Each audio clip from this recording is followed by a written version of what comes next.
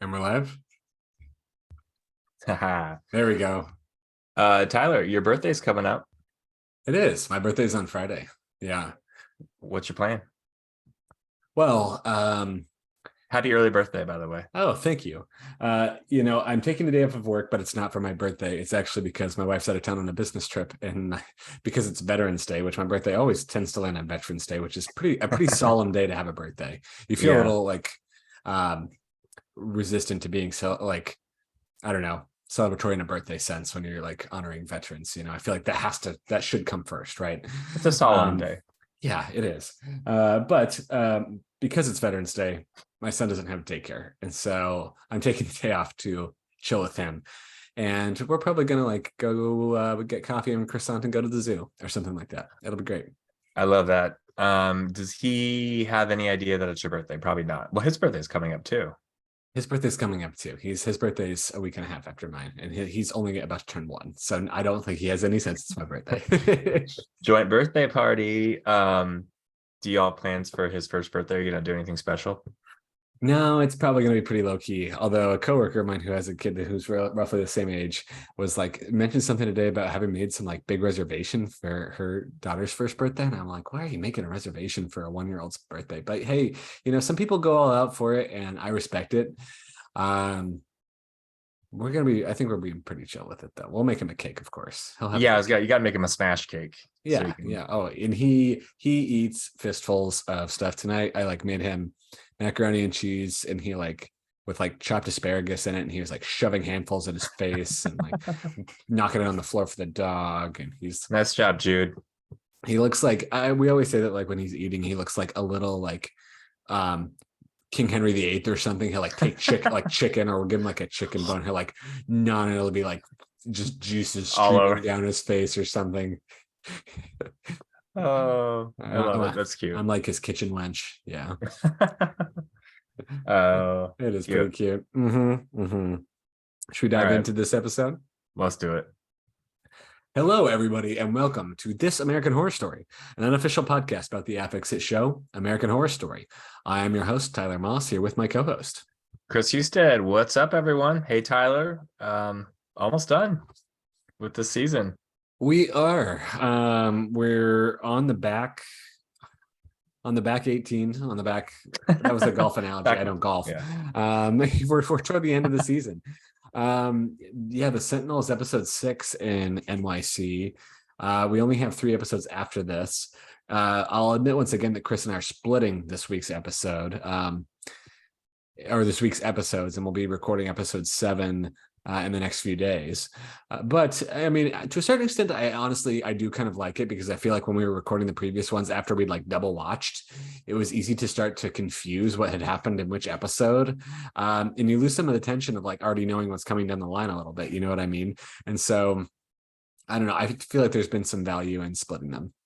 We also talked about how if people are going to go back and discover this season on Netflix or Disney Plus or wherever it lands, Hulu, they are not going to maybe watch them the way that they were released on TV. So if you're binging and you stop on episode 5, you could listen to our episode 5 podcast as opposed to listening to episode 6, because we combined 5 and 6 together. So we kept them separate, and releasing them also separate gives I think people some space to take it in as they want to. Yeah, totally. That said, I imagine we'll probably end up doing both. We'll probably have to do the finale on the night of the finale, right? And those episodes actually, I think, are part 1 and part 2, so maybe those will be easier to do in a run like that. Back to back. It'll be, yeah, we'll figure it out. I mean, yeah, I leave Friday for Thanksgiving, so we'll discuss. Like a week from, man. Yeah. Thanksgiving is that close? That's wild. Yeah. Where is this year going? Tell me about Holy crap. Anyway, before we dive in, as always, we appreciate everybody sending us questions, thoughts, theories at thisamericanhorrorstory@gmail.com, and also engaging with us on Facebook at facebook.com/thisamericanhorrorstory, just commenting on the different posts that we use to announce new episodes or when something goes live, or DMing us directly. Always great intel there. One thing I wanted to call out from a recent post was Erica via Facebook pointed out that Hans, the who you'll remember was the like performance artist in the white makeup who gets murdered in the sub, or at Right. least we like last see him alive in the subway, but then we see his dead body kind of Seven style in the bed. Hans was actually based on somebody by the name of Klaus Nomi, who in the 1970s was immersed in the East Village art scene. He was known for his bizarre and visionary theatrical live performances, heavy makeup, unusual costumes, and a highly stylized signature hairdo that flaunted a receding hairline. His songs were equally unusual, ranging from synthesizer-laden interpretations of classical opera, that sounds fascinating, to covers of 1960s pop standards like Chubby Checker's The Twist and Lou Christie's Lightning Strikes. Nomi was one of David Bowie's backup singers for a 1979 performance on Saturday Night Live. And actually, Erica also on our Facebook page included a link to that video, which was very interesting to watch. I was about to say Hans, to watch Klaus hang out behind David Bowie there. That's awesome. Yeah, real some life good inspiration. Background. Yeah, it's been cool to kind of have these like little Easter eggs of interesting background information on real people. Yeah, like real cultural icons. Mm-hmm. And before we dig into the rest, as always, we sincerely appreciate those who are able. If you want to reach out and help donate to support the show, support our server fees and everything like that, you can do so by going to buymeacoffee.com/TAHS. That's all caps TAHS. We sincerely appreciate it. And small whatever you have is goes a long way. We always appreciate that. And if you're not able, that's also fine. Just listening is support enough right there. So we sincerely appreciate those who have also gone out of their way to donate over the course of this season and past. Yep. Y'all are the best. Thank you. Yeah. Before we dig into the Sentinel, Kris, what are you drinking this evening? I'm pretty boring. I got to get up in a couple hours to go to a work event for a few days. So I'm drinking half an Arnold Palmer. Let's continue the golf. Arnold Palmer, half lemonade, half iced tea. And it's delicious. That's out of season, Kris. This is fall, and you're I know. A summer beverage. I found it in the back of the fridge. What are you drinking? I'm still owning the fall. I've got my bourbon and cider tonight, and I'm finishing off my half gallon of cider. So cheers to that. Cheers. I do have some cider ready to go for our next recordings. That sounds good. Can you take us through the cold open of the Sentinel? Yes, the Sentinel. So we pick up with in Whiteley's basement, where we were very close to last episode, where he's sewing a body of some sort, one of his captives, and it's kind of a wide shot, and you hear him talking, and he says that he learned in history class that the squaws shoved needles into Custard's ears so he could learn to listen better in the afterlife.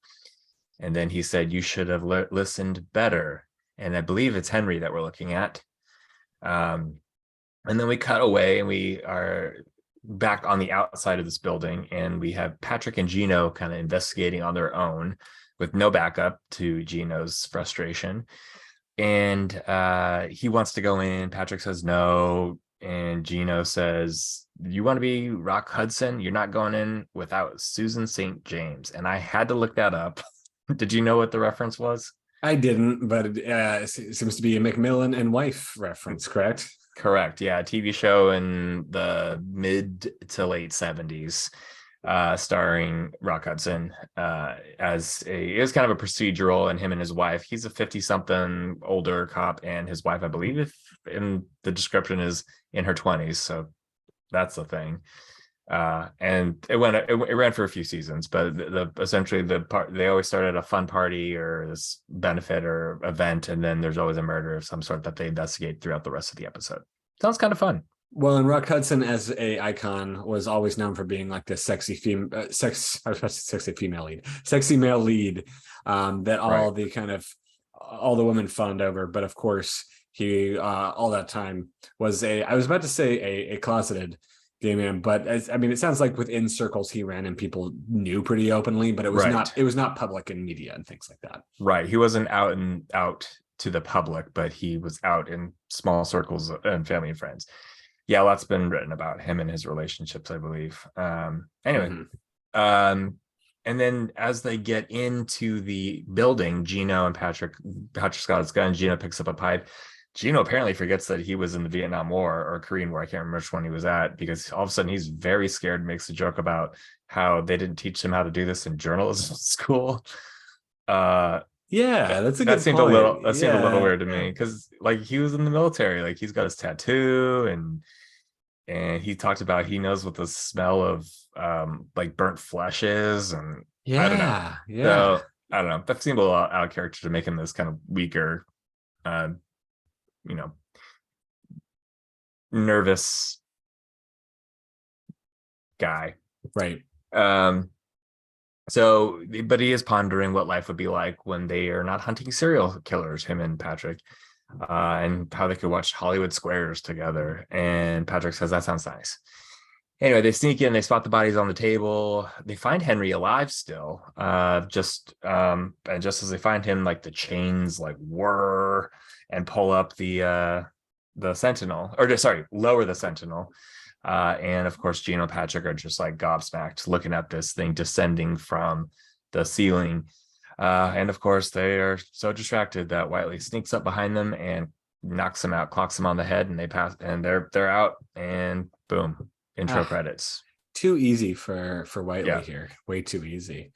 A couple things I wanted to point out in this one. First of all, I think that's a funny point about, Gino being a war veteran. And I feel like in this episode, I'll note a couple other things that felt a little bit out of character for Gino, Mm-hmm. at least as far as I was concerned. Another thing I wanted to mention too, though, is I kind of appreciated the banter back and forth between Patrick and Gino during this scene. It Like it was was a nice to little see them cheesy. happy, kind of joking with each other. Yeah, And it was a little cheesy, especially given like they're like in the warehouse hunting down the killer, right? But at the same yeah. time, like I appreciated some of the dialogue. Um, and then I don't remember if we talked about this with the Sentinel in the last episode, but the Sentinel kind of being posed like crucified kind of in that Mm-hmm. position. I think that Mm-hmm. obviously that feels symbolic too, kind of Yeah. descending in this like eerie glow, and everything has Backlight. some, Yeah. yeah, metaphorical significance. Did you the other thing I was going to say too is that for those that don't know, a sentinel is a term used to describe a soldier or guard whose job is to stand and keep watch. So some interesting language being employed in how Whiteley's talking about this body as a sentinel. I was going to ask whether or not you what you made of Whiteley's speech about Custer being able to listen better in the afterlife, and how that related to. I was trying to like connect it to like the killings and like how in death maybe. I don't know.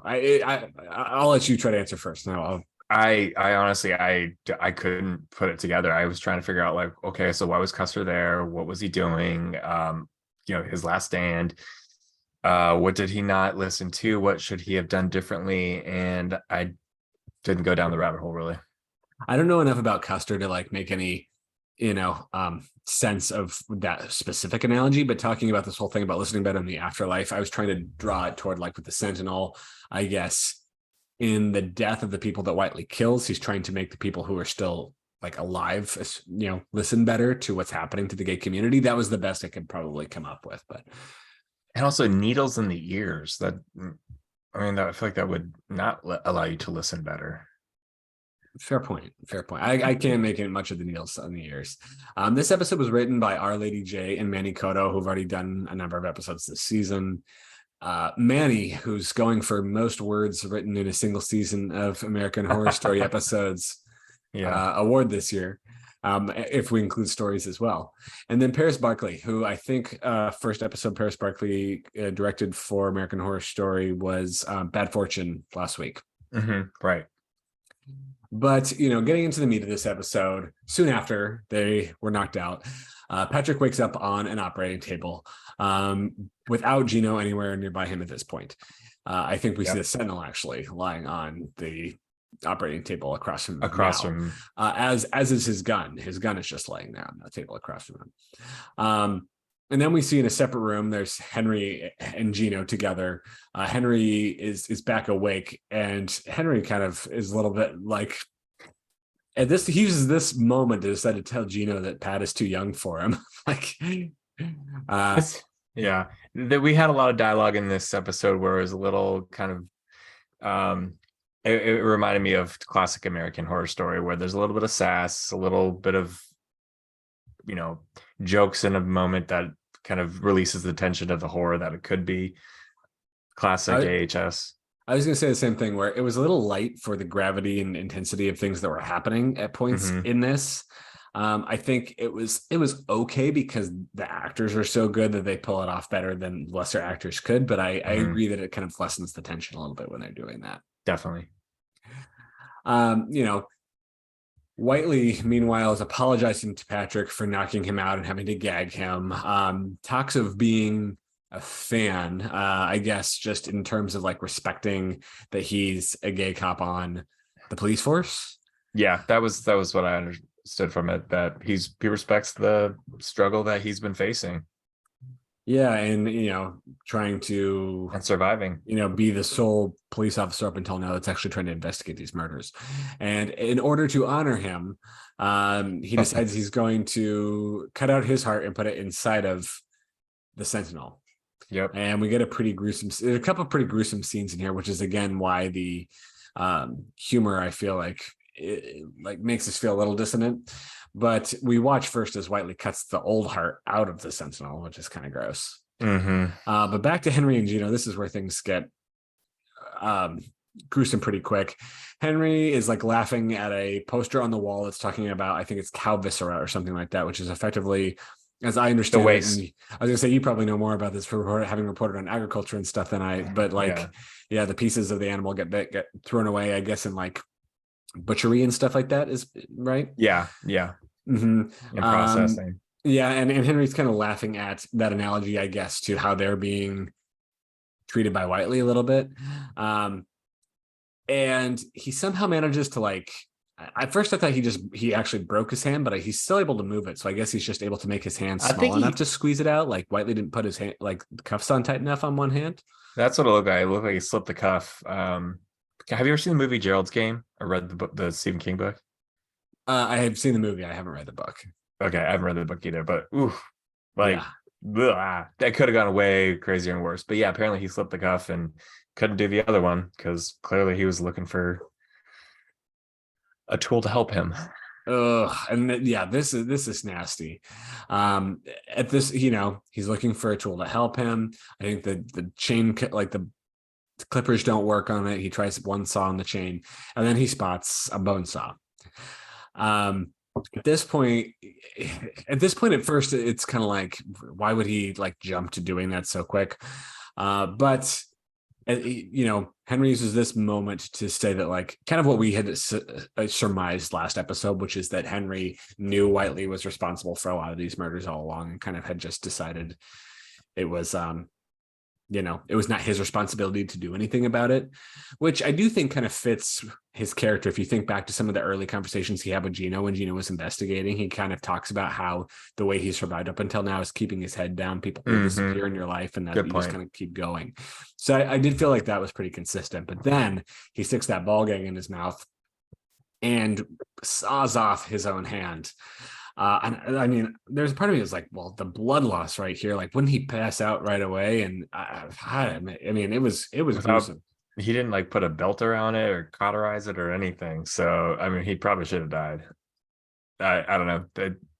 You seen the movie Saw, right? I mean, years ago, yes. Yeah. I mean, that was his leg, but you got to put a tourniquet and it. Yeah.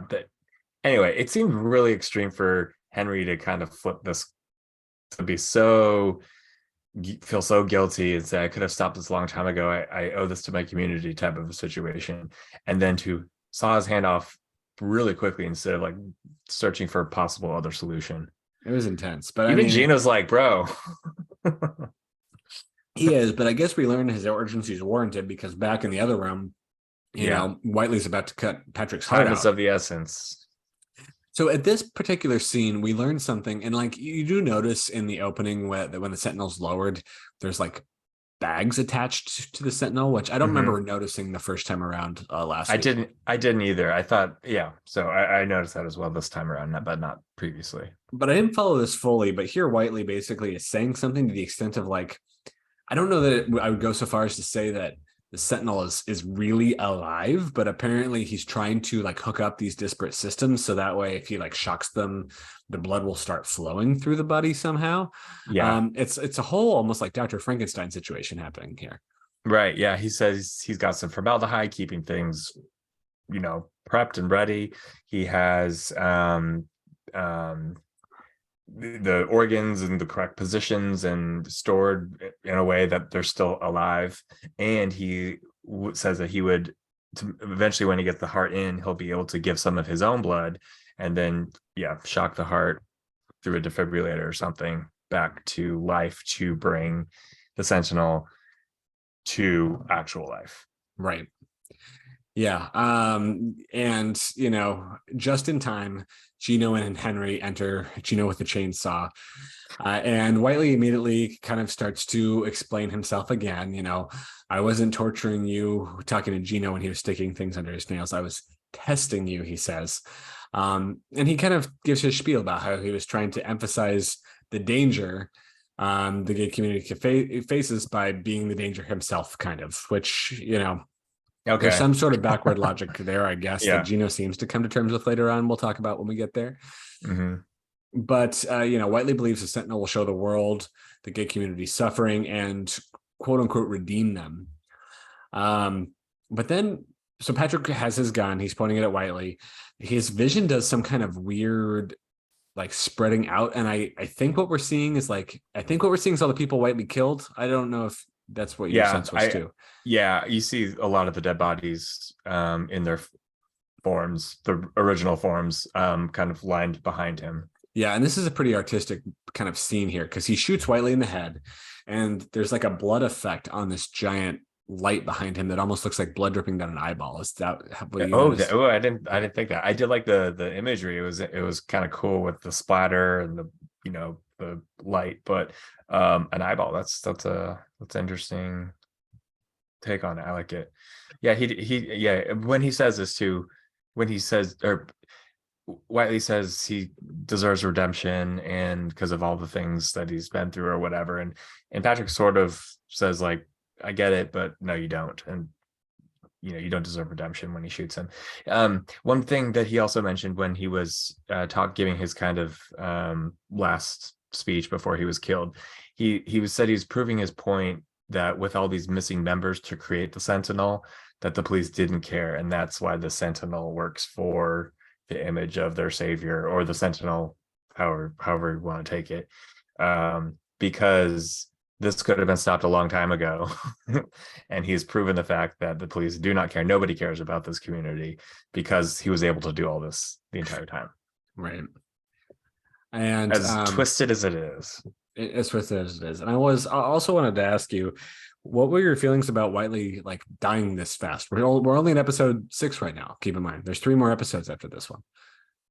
I was surprised. I'm kind of okay with it, just depending on where they go with it. In my initial first thought was like, oh, okay, here we go. That's an interesting choice. My second thought was, oh no, does this mean AIDS is going to be the next 3 episodes, or HIV is going to be the next 3 episodes? That's like the least exciting part of this story so far. The murder investigation of the serial killer has been hands down the much more exciting part of what's been going on. The Mai Tai killer. Obviously, we have hints that there's another killer or perhaps more killers out there. But I thought it was an interesting choice, and I have hope that there was a reason behind it to propel our characters into directions to wrap up their stories in the next 3 episodes. What did you think? What were your thoughts? How are you feeling? I was expecting us to at least go to episode, I guess, the Gay Pride. To episode 8. Sorry, we're in episode 7 right now. To at least go to episode 8. Yeah, and like if the Sentinel didn't all the way make it into the Pride Parade, to almost make it into the Pride Parade, I expected Whiteley to somehow squeeze out of this again, and they like stop him at the last minute type thing. Mm-hmm. So for them to get him kind of right here before the world sees the Sentinel, or he even gets close to displaying it, was kind of somewhat of a shock. And it's kind of a bummer because we've both said how much we enjoyed this actor so far. Jeff Hiller is fantastic. He's in the running for MVP for the season for sure. Yeah, I would agree with that. I think he is. So bummer to lose him with 3 episodes remaining. And I mean, he was only in the first half of this one. So I don't know. Judgment remains on whether or not, it pays off to have killed him so early. On the front page of The Native, of course, after this, we have Mai Tai Killer dead as the front page headline. People are pulling it out of the bin. The deaths are finally, at least to a certain extent, getting some press. And in the office of My Ty Killer, wait, my Ty Killer dead. Gay hero cop. What's the subhead? yeah. And of course, Patrick is quoted in the article as basically like shitting on the rest of the police department a little bit, which his colleagues are none too thrilled about. So, you know, Mac Marjara calls him into his, I don't remember if that's his last name, Mac, something like that, calls him into his office, the chief, and basically says, you know, you're not getting fired. I want you to stay around and help improve relations with your community. But Patrick kind of rips him a new one, is like, if you really cared and weren't just doing this as a PR stunt, you would reopen all these investigations of crimes that you closed and didn't bother to investigate because you figured no one cared enough. And I think his last line is, fuck you and fuck the whole department. And then he walks out, which I thought was pretty badass, actually. I liked it too. I was very happy he did that because it was a PR stunt, and he could, if he really wanted to, you know, try to be, you know, play that role, the token role of like, you know, branching the department to the community, and maybe he would be able to investigate one or two of them. But after what he's gone through in this story, that is not his responsibility. That is not his role. He can get things done in a different way if he really wants to. Also, he deserves to be able to step away for a little bit. But yeah, he went through a whole laundry list of like different cases that got swept under the rug. I started to try to take notes on them, and then I gave up because they were very detailed, and some of them were pretty funny and really depressing too. Well, and also too, now that he's gotten some like press coverage, theoretically he could kind of be this public activist and whistleblower for the police department, right? And call better attention to him that way, and kind of, you know, fulfill the role that Gino always envisioned him fulfilling effectively. Patrick finds Adam waiting in the hallway, where he ends up bringing him in to see if, you know, he can identify any pieces of Sully from the pieces of the Sentinel. So we get a pretty close look at the Sentinel at this point in like actual bright lighting. Again, I should also mention that like the lighting in Whiteley's lair was very dark and hard to see, even on my like pretty good TV. I should have turned out all my lights for that. Like there's been a couple of scenes this season where like the contrast has been tough. I don't know if you felt that way. I definitely felt that. I had to hit rewind a few times early on until I finally was like, I'm just turning the lights off. I don't like to watch the show in the dark, but I had to today to figure out what was going on. I also needed subtitles today. I didn't get them obviously because I watched it live, but I could have really used subtitles because there was a few times I could not understand what was being mumbled or said by a few characters. Yeah. Patrick did a bit of mumbling this episode. Yes. Yep. But of course, Adam can't find, you know, no distinguishing piece of Sully on the Sentinel. But he learns that, I think we learned at this point that there were 7 bodies that the Sentinel's composed of. Right. So, you know, Adam seems to start believing that Sully was not a victim of Whiteley. He still remembers having seen Big Daddy in the park. So he still is believing that there's some other, you know, killer out there. We have kind of a series of Adam moments here. After this, Adam goes to talk to Hannah Wells, where she discloses basically the seriousness of the illness they both seem to have that's reducing their white blood cell counts. From there, they both go to meet with Fran and her pals at some diner where they decide that it makes sense to be a piece of the Pride issue of the Native. I will say that, like, so the following scene, I've got a couple of problems with. First of all, aren't Fran and her buddies writing half of the article, like doing a double feature with half the articles in the Native? So couldn't they decide to do that piece? Instead, they send Adam to Gino. It seems. I mean, Adam wants to basically volunteer to write the piece on this. At which point, Gino kind of like calls him crazy after all that Gino went through the past however many months. Gino like decides he's going to call Adam crazy for still being paranoid that there's some other killer out there. And to me, it was like, as much as you harped on this, Gino, and did such deep investigation, would you really just feel like, oh, we got this, the Mai-Tai killer, that must be the end of it? It seemed out of character for him. So I was a little, I don't know. First of all, I was a little frustrated by that. I was a little frustrated by the, like, whatever happened to Fran's half of this issue of the Native. And then also Gino decides he's going to try to invite Theo, Hannah, and Adam to join him and Patrick on Fire Island. The other thing is, like, how do Gino on his newspaper editor salary, and Patrick on his police officer salary owns some like big vacation rental on Fire Island. And Patrick just lost his job too, we should say. Yeah. So I think Gina says that they just put a down payment on it, so I don't think they own it yet, in their defense. But everything else you said about leading up to that point, I also was like, wait, what's going on? So Hannah says that I was kind of confused by this. So when Adam, who's apparently his only personality trait is agitated, because that's all he ever is in any of these scenes. Hannah says that when they talk about Sully, because that's who Adam is still obsessed with trying to find, because he's not part of the 7-body Frankenstein. Hannah says, well, now that we can tell that Sully wasn't one of his patients, or one of the parts of the Frankenstein, the Sentinel, thank you. I can tell you now that Sully was one of my first patients. He was my patient. And I don't know what the ethical thing of why she couldn't tell him, because now it's sure that he's not one of the bodies of the Mai Tai killer. I still think it's an ethical boundary if she's his doctor. and she just went on kind of her ethical high horse in the last episode by not showing anything. Yeah, to Patrick and Gino. So that didn't make sense to me. I was like, huh? Mm-hmm. And then Adam like lays out like the next theme of the rest of that series, season, which is, how can this illness be related to all of these disappearances? That's like the driving question that's going to get us to the end, I believe.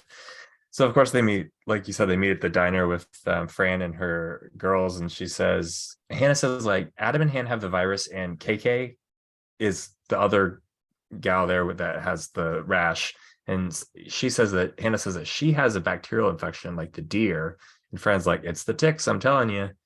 But I don't know, that was kind of a weird, confusing thing. And then everything about writing the article, we should write an article about this, and Hannah, the word of the wise in that moment, says we have to have evidence. You can't just like write something.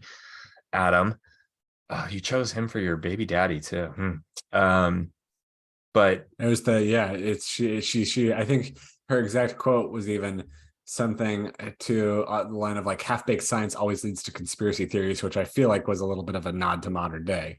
Absolutely. And let's not forget Our Lady J, who wrote this, partially wrote this episode, also wrote the Milkmaids episode, which also had the had the themes of science and American Horror Stories. Right. Yeah. Mm-hmm. So I like the commentary there in that, and like, science gets misinterpreted, and anyway. And then when Adam does go to Gino's like, oh, so now there's this leather daddy stalking people with blood disorders. It's like, bro, you just helped solve a mystery with a serial killer who is piecing people together. Like, is that really out of this world ridiculous to you at this point, with all these other bodies or all these other people missing? No. So you're right. Gino's been playing kind of different types of. Gino, it seems like maybe he just wants to be done with it, but if he's a really dogged journalist like he seems to be, he would not let this lie. Well, so let's, I guess, finish off the kind of the Gino and Patrick storyline, and then we'll talk about the Will storyline, how that ends in this episode. But Patrick, meanwhile, sees a vision of Barbara in a white dress across the street from him that's kind of like makes him think he's losing his mind. This felt a little bit, I don't know, a little bit of an homage to other kind of horror movies, a little bit corny at the same time too. Yeah. Back at home, when Gino's talking to him, they're prepping for Fire Island. Patrick seems kind of in a daze. I also was like, does Gino know that he quit his job at this point? Is this the same day? But Patrick, I don't know, starts to kind of like tell Gino that he's losing his mind. And Gino kind of comes over and holds him, and then tells him everything okay. And I did write here that I do believe their relationship when I see Gino holding him here. It's like complicated as it's been. It feels like it feels genuine. Right. I appreciated that.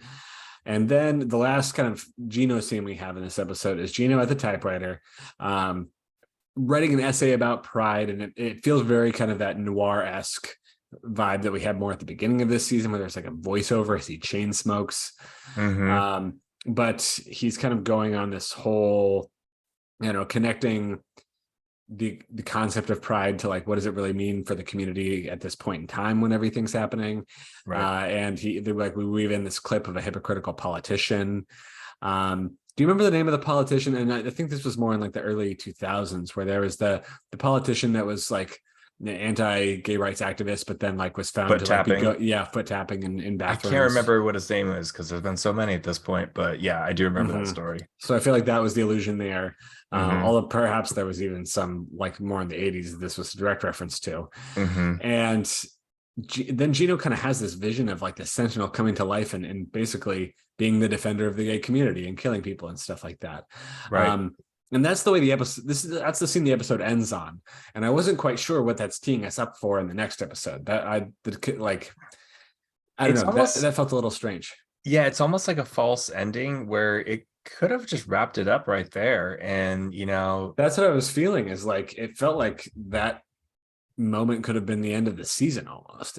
So I'm like, that's why I'm curious, like, what do the next 3 episodes even hold for us? I know, which could be it's a little alarming knowing how American Horror Story's track record goes. That's exactly where I'm like, there's like a red flag is like slowly starting to like raise inside me.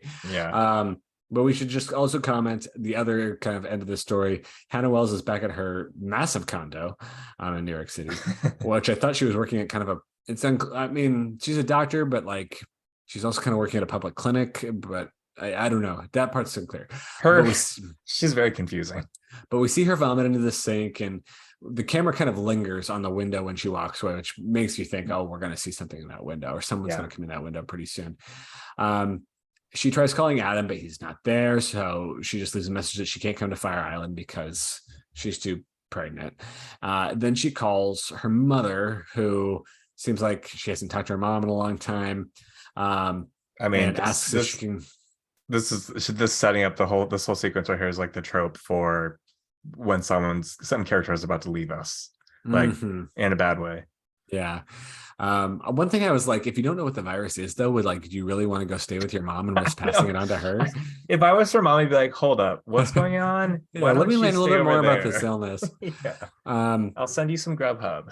And then we see Big Daddy watching her from the window. And I mean, I guess at this point, like it's very clear he represents HIV. It's just unclear how that relates to like the Molotov cocktail incident at the bar and everything like that. I think on our Facebook page, Jen described the Big Daddy as being kind of this executioner type role. But I don't know. It still like seems to be crossing the line between like metaphor and real life entity that's creating havoc everywhere. So I don't know. I'm worried we're not going to get satisfying clarity around that. They have 3 episodes to do it, so I hope they do. But I've got some apprehensions. Yeah, it seems, and I'm not trying to diss the show because I love the show, but it seems it'd be a little out of its wheelhouse to try to do some artistic representation of imagery as people are struggling with their condition. Big Daddy's trying to kill Patrick, but he's really not there. Only certain people can see him. It's really just him wrestling. I imagine that if they leave it not actual literal physical being and an imagery thing, that'd be kind of cool to see how they resolve anything with it. Or what I'm thinking is we might see some type of actual interaction, which would maybe not put it completely clear that it's a real person, but something horrific that could be real. I don't know. That doesn't really make sense, but well, and I'm still wondering too, if for the sake of the show, if we're going to see them actually connect HIV to Plum Island and like, biotesting, bioweapon facilities and stuff like that. Right. Yeah. It'll be interesting what happens on Fire Island. It also setting it up as like this isolated island where, are we going to get like a little whodunit type story where we start losing our main characters one by one. Because remember, with the exception of uh Henry getting his arm cut off, and I guess Barbara, like we haven't really lost any our characters have not been hurt or damaged really, with the exception of their HIV. But you know what I mean? We haven't Yeah. lost anyone to a serial No, killer. I think we'd anticipated there was going to be more upfront murders of main characters earlier on in the season. At least 'Cause I remember us even predicting like, oh, so and so's going to die first and stuff like that, but those things didn't end up happening. So they've listened too much to us where we say you killed off too many people and you keep bringing back to life. That was a way to like lower the stakes, and another way to lower the stakes is let everyone live. I don't anticipate that happening. I'm curious to see if Yeah. we lose some people in the next few and kind of this home stretch. But given all that, I mean, again, this episode was pretty short. I think like it actually on my clock, it was like there were still 6 minutes left till 11 when the episode ended. Also, there was a lot of commercials, I felt like, in this episode. Yeah, I don't know. How would you rate this episode? I never keep up with my notes while I'm watching it live, but this time I did because there was so many commercials and it did end 6 minutes before the hour. Anyway, I liked it. It was good. I think I really did miss Sam and Theo in this episode. It would have been nice to visit with them. I've lost any connection, I think, with Hannah and Adam. I'm not really into them as characters anymore. They don't really bring anything to me besides just buffoonery and weird agitation. Yeah. Even Fran, I'm like, oh, Fran's now not a psychic anymore. Now she's into this role. It's like they just try to write Sandra Bernhard into another scene so they could use her because she's great. She's cool. But I don't know. It's the whole HIV storyline has never felt really worthwhile to me. So I am happy to see them kind of wrap up the Mai Tai killer. I wish there'd been a little more tension and excitement throughout the final sequence, the climax of that murder mystery, or not murder mystery, but the crime and catching the bad guy. But it didn't really happen. I still enjoyed it, and it's sad to see Jeff Hiller go. Hopefully he comes back in another American Horror Story movie or TV show. But he was fantastic as Mr. Whiteley. I would say I would give this 3.75 Mai Tais, which is still decent, I think. I'm just going to say this out front because I want to say that I had already planned to give it 3.7 Mai Tais. So I hope you are. No, I don't want people to think that. I am copying you. No. But my reasoning is very similar to yours. I really do wish that they had waited to kill Whiteley and given us at least another episode to get there and like built up the tension a little bit more. The more and more I'm thinking about it, I almost wish, and I think that this would have been the smart approach, is instead of simultaneously having this background storyline about a virus and then having kind of Big Daddy be this kind of unexplainable phenomenon in the background. I honestly wish we just had a second killer, and I don't know, maybe this is still possible, but it's not fully in the way that I would envision it. In which I wish we just had a second killer that was rampaging in the city, or like some weird killing, like killer cult, or I don't know, some series of additional serial killers, and they didn't do anything at all about the disease, but the killers were supposed to be a metaphor for HIV in terms of killing people. And we as smart and intellectual viewers basically detect the more subtle connection to the virus rather than there being a literal virus spread. Yeah, I agree. Again, I don't want to have too much judgment before we see the way these last 3 episodes play out, but I feel like the way it's trending, I'm clearly concerned about it. So that's where my 3.75 comes from. But again, I mean, I think even in the midst of all that, this grouping at the beginning with Henry, Gino, Patrick, and Whiteley, like all terrific acting. So I enjoyed that. I think I definitely enjoyed the first half of this episode more than the second half. Yeah, I think so too. I agree. You know, maybe when we get to Fire Island, it'll be fun. That's what the next episode is called. So we know we're going to be there. One other thing that I guess I hadn't pointed out that I thought about with Patrick's vision of Barbara and him having the vision of the people the dead bodies that Hillary or that Whiteley had captured before he shot him. I think there's still a little bit more of a secret in Patrick that we don't completely know about, and that would be kind of cool. They've been hinting at the secret, Barbara has been, for a long time, and Gino, and every time he's revealed something, it's like, well, that's not that damaging or big of a deal.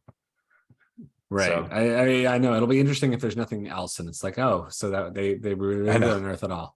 Hopefully this isn't like double feature where the end just. Well, yeah, I'm not sure what's going to happen. I mean, there's been a number of seasons where we felt like the ending kind of flopped. 1984, that kind of happened. Cult, that kind of happened. So fingers crossed. I mean, we always used to talk about sticking the landing. So we'll see if see what happens. The landing is stuck. All right. Well, until we record episode 8, Kris, where can people find you? I'll be on Instagram and Twitter at Kris Husted, Kris with a K. How about you, Tyler? I'm on Instagram, and I'm no longer on Twitter, actually. Good for you. You know what? It's honestly was more just a thing where like I wasn't using it anyway, and it was like all the turmoil that's happening there. I'm this close. It was already kind of a toxic place, and I was like, I don't know that I just don't want to be. I don't know that I want to be a part of it. So I don't know. Maybe next time you hear me, I'll be like, find me on Mastodon. Yeah. I knew it. I'm not currently on Mastodon, but who knows? But also you can find us on YouTube, This American Horror Story Podcast on YouTube, if that's how you prefer to listen to your podcasts.